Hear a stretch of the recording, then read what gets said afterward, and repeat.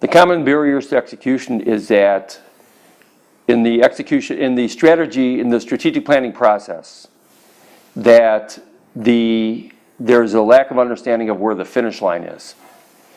The finish line, most of the time, nearly all the time when we work with a client, the finish line to them is that we've got the initiative set, we've had a thorough conversation, so we really have some good ideas about how to grow this organization and sustain that growth. But that's not the finish line. The finish line is when we're able to identify who's going to do what by when, and be able to have a process for how we're going to monitor that and how they're going to choose to be accountable for it.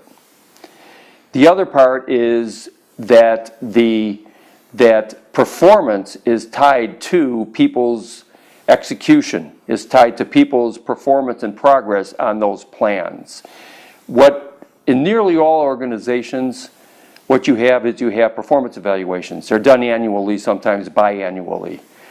It has to be a minimal of once every 3 months, minimally, to be able to have a person know that this is being monitored by my supervisor and I'm being evaluated for it and I'm going to be rewarded for it.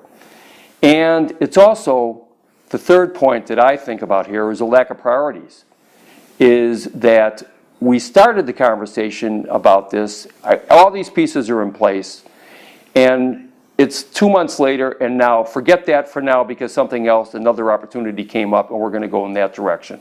So now what you have is you have leadership tolerating a lack of performance and even encouraging a lack of performance on the execution plan to begin with. And whatever a leader tolerates, they're endorsing.